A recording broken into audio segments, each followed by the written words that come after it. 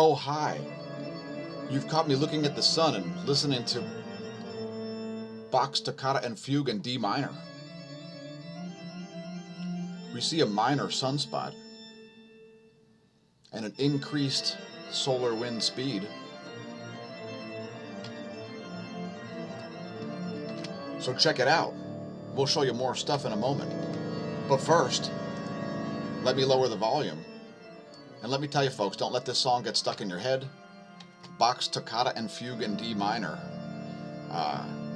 It's about 9 minutes long, and it's quite maniacal. It harkens back to the time when Bach used to be an organ repairman. Here's the sun in 304 angstroms. Let's refresh. There we go. The filaments in the northwest as well as the southeast have both collapsed. I think one of them was ejected. A small coronal mass ejection just happened. Here's 171 angstroms.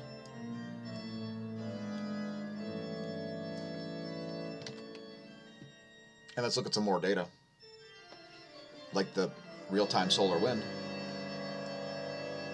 So we're still at about 476 kilometers per second there in the solar wind speed, coming down from yesterday's highs around 500 and returning back to that area today. Solar wind densities remain fairly steady here. About 7 protons per cubic centimeter. So an increased solar wind speed. Looks like it's probably waning now, I would suspect. KP index is at 2. It never got above 3 yesterday. Here's the Geospace Magnetosphere movie. And allow me to vanish. By the way, this piece by Bach here, this organ fugue, was created when Bach was an organ repairman. He could have never released a classical piece. He could have never released a piece in a hymnal or anything like that, because there's too much dissonance in this. People would have thought he worshipped the devil. So what he did is he went to churches and he played this crazy piece. It's kind of the world's first sound check. Here's 4 hours of data on ground space magnetic perturbations. He had to hit every scale, every harmonic, etc. to test the acoustics of the church and the organ itself. By the way, if you enjoy the content, please consider becoming a patron or a subscribe star. And we are streaming live to Twitch as we do most days. And we put up most of our videos on the YouTube channel as well as on BitChute, although there is going to be exclusive content in both places, so please subscribe in both places. And welcome to today's Smash Lights section of the smAsho stream, where we're going to talk about Crythtalth. Big time Crythtalth. I mean, like this amethyst right here. See that amethyst crystal? Let me make sure that can be seen now, folks. Alright, so see that amethyst crystal right there? I eat this every couple of days. It's in some kind of like a copper matrix. It's just amazing. And I eat this every couple of days, and then as I pass it, I'm psychic for the whole time. It's amazing. So yeah, if you've never eaten a giant amethyst crystal, try that. You'll have psychic powers, right? Here's another thing. I've got this jade owl, which is also incredible. I mean, if you look closely, you look through it, there's another owl inside the owl. It's very Illuminati-ish. Also, a crystal ball. Gotta have one of these. Be careful, folks. I may be able to see what you're doing right now. Alright, anyway. Crythtalth. Turns out they're the key to life, the universe, and everything. More about that later. Maybe we'll tell you some links to buy the correct kind of crystals when we set up our Amazon affiliate stuff. Did you know that COVID-19 is made in China? I've been told on Facebook how to say China. COVID's made in China, I'm told. And I've learned how to talk out only the top half of my face when I say China. China. China. Okay? China. Now, I don't know if you've followed me on Instagram, but we're also on Facebook. Before we talk about Facebook, let's talk about Pickle Juice Race Series number 2. One of the only races in the tri-state area. I hear the course is great. You will currently be required to wear a mask. Congratulations to the Pickle Juice cycling team for being 2 of the steps on the podium in your race. And yeah, so if you'd like to try a bike race or go try watching one, Saturday, July 11th, festivities kick off at 9 a.m. with the Masters 55 Cat 1 to 4 only. In other words, no Cat 5 55 pluses, folks. And let's talk about, go back to Crythtalth. Now, I better read my quote because I can't just remember the whole thing, okay? I've discovered the secret to the universe. Shout out to Eugene, and thanks for reminding me that there's secrets to the universe, Eugene. Crythtalth. Crystal ball for scrying. Crystal vaginal eggs of pink quartz for love. They have a string attached, of course, because you wouldn't want them to get lost up there. Amethyst crystal cock ring for psychic penis. Crystal bed pillow. Uncomfortable, but for example, tiger eye makes you inappropriately aggressive. You can freeze ice cube-sized crystals and add them to your favorite beverage, which won't dilute your spirit nor the beverage. Try hematite ice rocks in your next drink to heal anal fissures and possibly even genital warts, toxic necrolysis, and even the common cold, a type of coronavirus. So when in doubt, folks, Crythtalth, okay? This message about Crythtalth brought to you by YouTube and Facebook Incorporated. Let's talk about woke banks. Canada's biggest banks joined boycott of Facebook platforms. Why, are you wondering? Well, here's why. Because Facebook hasn't done enough to crack down on hate speech. Yeah, that's right, folks.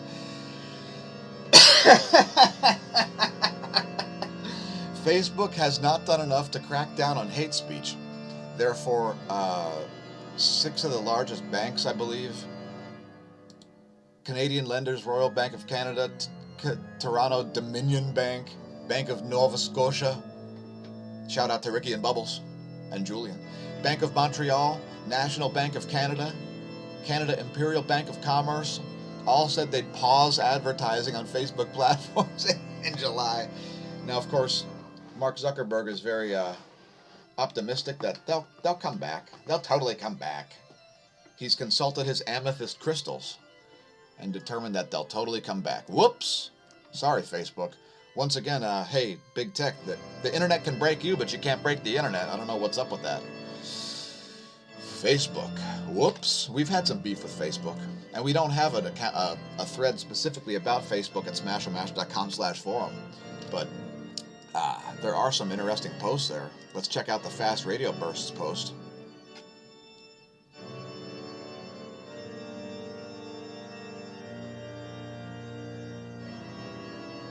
Well, at Monhotep, it's because in order to think a thing is a magnetar, we have to see these sort of radio signals out of it in the first place. So typically, it's probably because of a thing like a poloidal field, and these things have a precessional wobble, I would imagine. So anyway, more space stuff. Let's talk about government stuff. First, let me make sure my hair is okay. Okay, perfect. All right, let's get back to government stuff. According to Benjamin Franklin, war is when the government tells you who the bad guy is. Revolution is when you decide that for yourself. Mensa, make Earth not suck again. Remember, folks, it's always right to do the right thing, and it's always wrong to do the wrong thing. One of the right things we're about to do is make some merch. It might look like this, or it might look like this. And congratulations on surviving a global pandemic. So far, are you scared? Are you dressing like a complete COVIDiot in public? Please leave a comment and let us know. And here ends yet another day's Smash Lights segment. So what else do you want to talk about here? Meteorology stuff? Let's do that. How about astronomy stuff? The 10.7 centimeter radio flux is at 69. And there's a back to solar maximums graph. And solar minimum was right about here.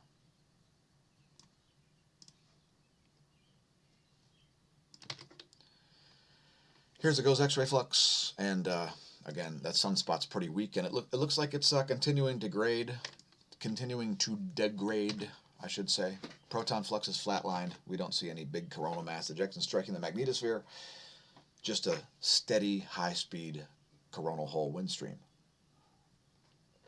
GOES magnetometers are looking weak as we forecasted yesterday, and you're continuing to see these sawtooth patterns as we see big striations in the North Pole current sheet, the one that we're solidly in, and will remain there for at least the next 24 hours.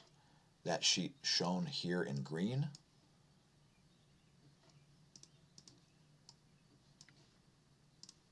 as the sun ramps back up in activity. We saw a big striation in the B field, which you'll be able to see in this one. You see the B field being pulled down. That's associated with multiple cycle 25 sunspots in the southern hemisphere. Both of these data sets here from the Gong 2 are about 2 hours old. Just keep in mind the magnetic environment can suddenly change. As you can see, a giant sunspot just pop out of nowhere at any time. Here's the coronal mass ejection we were talking about. It's pretty diffuse. It's not a big deal. It looks like it'll miss to the south, most likely, and it's probably too early to see it on the last GOES. Let's take a look. Here's the C2, and well, indeed we do see that. It looks like it's going to miss to the west. I'm sorry, the east. The east. The reason this is east and this is west is because this is where space weather sets, and this is where space weather rises. And I'm sure we'll get a great view of that also. On the C3, there's a great view of that coronal mass ejection. Again, it looks like it'll miss by a lot to the east. Keep in mind the Earth orbits kind of in this direction. So when these miss to the west, there's higher likelihood of an impact. Here's where planets are, as it's a huge solar systemic pileup. It's very lonely on the Maki side of the solar system right now. And hey, check it out. Mars and Neptune are both in Aries. If you get up before dawn, you should be able to see quite a show. Venus and Mercury showing up, as well as Mars, Saturn, and Jupiter. And even the moon. So quite a show out there. Lots of targets for your telescope. Electron flux is still pretty cratered here, and as we forecasted yesterday, it was a little bit lower than previously. Barely measurable by the GOES 16. Low levels of electron flux. And they'll continue here at least throughout this coronal hole wind stream until you see that solar wind speed decline. Here's the total electron content forecast. This is the entire air column. Basically what's between you and your GPS. And we do see some anomalies here around just off the coast of western Mexico there. But not significant anomalies like we saw yesterday. If you want to see some more major ones, go to yesterday or July 3rd's daily space weather video. Some significant southern hemisphere electron flux anomalies. Ionosphere is continuing to look anomalous here. It's kind of wobbly. It's sort of all over the place. And this has to do with that coronal hole wind stream, as there's been consistent pressure on the magnetosphere. Eventually that does make its way down to the ionosphere. And there you can see some of the effects of that, actually. You can see it's highly discharged at nighttime here, this green band of 4 megahertz. No real surprise there. That image at 9:15 UT. Next, running down the earthquakes. We're running down the quakes. This one's 4.1 magnitude at East Timor. Or Timor, rather. Timor-Leste. Los Palos. Anyway, just north of Australia there, it's a 357-kilometer deep quake. Small deep quake inland on Alaska. That must be the largest of the past 24, I think, folks. It's a 5.9 at depth. Let's hope that's not a foreshock. I would be on alert in Oceania, all around this region. 5.9 magnitude quake at Vanuatu at 120 kilometers. Could be a foreshock, let's hope not. And scrolling up the list, not a lot else going on. Moving on to volcanoes. Mount Abiko's erupting, flight level 11,000 there. Nishinoshima, so we see a volcanic uptick here. Effusive explosive eruptions at Nishinoshima. The highest ash plume of the volcano since 2013, producing a 27,000 plus foot plume. Fuego, creating mud flows. So yeah, uptick in volcanic activity there. How you like them apples? Sangay exploding, flight level 21,000 there. Revenador blasting lava bombs into the air. 14,000 foot explosion. Ash cloud drifted west-northwest. Wow. Sabancaya exploding, flight level 25,000 there. Please don't pole vault the caldera. Don't even tightrope it. Talk about heat wave trends. Holy cherry-picked data, Batman. Wow. Yowzers. Wowzers. Check out this article. It's the definition of cherry-picked data, folks. The first comprehensive worldwide assessment of heat waves down to regional levels has revealed that every part of the world heat waves have been increasing. That's categorically not true, as they've cherry-picked data. Let me get to it here. Cumulative heat shows so in other words, they picked cumulative heat, one statistic of heat waves. And they're using the period of 1950 to 2017. This is a perfect case for Tony Heller and Toto on the web, debunking nonsense. Let's see here. There was a great quote.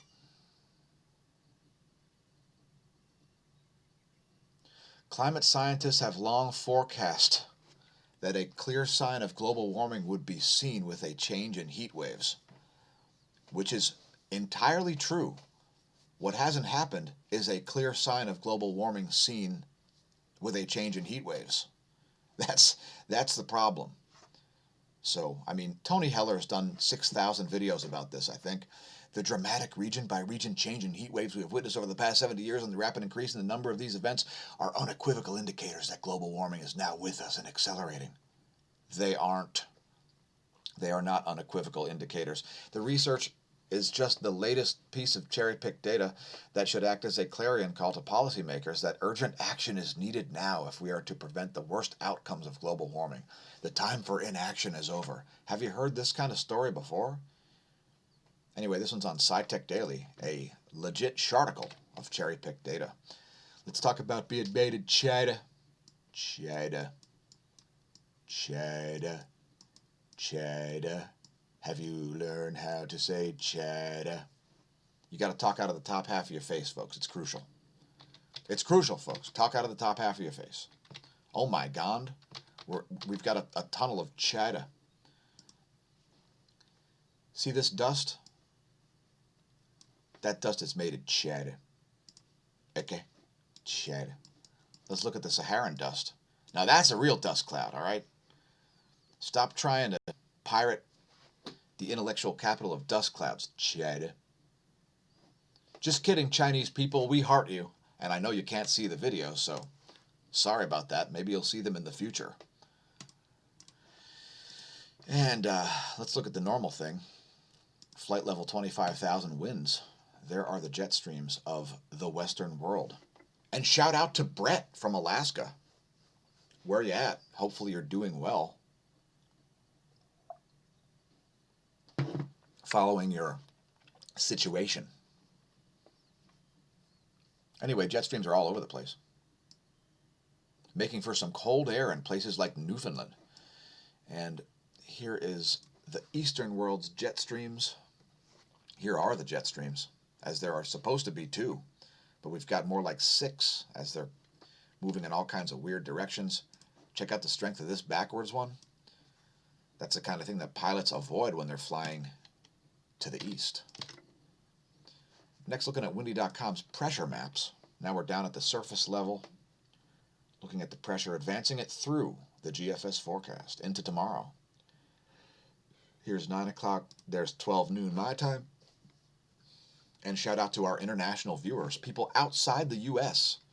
Leave us a comment, let us know where you're located. As I am located in Lehigh Valley, Pennsylvania, United States. Check out lightning maps. We've got a lot of lightning here. Some in northeastern Europe, but we've got some in the U.S. Sioux Falls, there's thunder rolling in from all around. And if you're located in a place like Canton or Brookings, go have a look.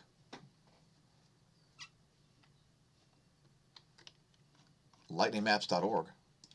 Next time you hear thunder, get inside, as if you hear thunder, you could be struck. You could be struck without hearing thunder, but impress your friends and shock your foes. Like, not literally, with the information about thunder. Here are the water vapor maps for Africa and Europe.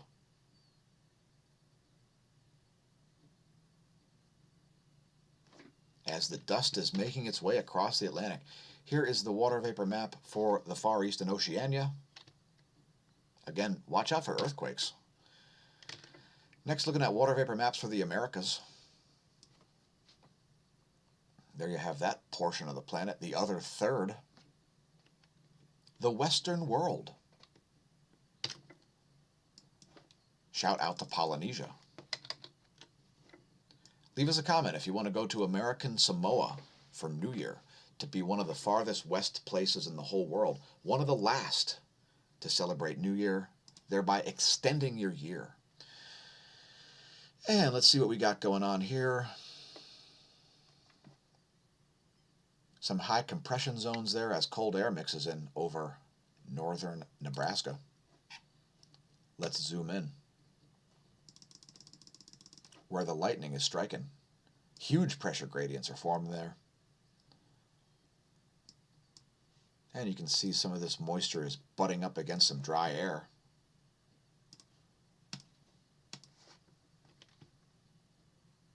Going to stagnate those storms for a while, folks. You're going to have those storms hanging out. And you can see how they're stagnating there on the Doppler radar. This one's from Weather Underground.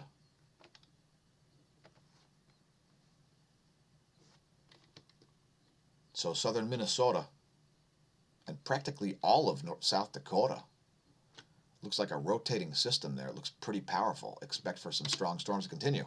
And thanks, Smash Team, for tuning in. Stay tuned for some bonus segments. But before that, I'd like to vanish. And thank everybody for flying American Smashways. And reminding you to keep your head and arms inside the Smash plane at all times as we look at the intensity gram. To show you one small sunspot, I think. And there it is, one small little umbra there, barely even visible, hard to find. And here's a colorized magnetogram, the latest. And that sunspot can't even decide what cycle it is, as the polarity terminator is east to west. And let's look at one more setup here. How about the 48-hour 193 angstroms SDO video?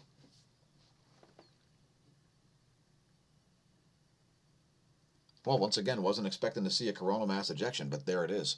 It's one of those things that you don't see it unless you look for it. Perhaps some other channels that cover similar content would understand what I'm talking about. In any case,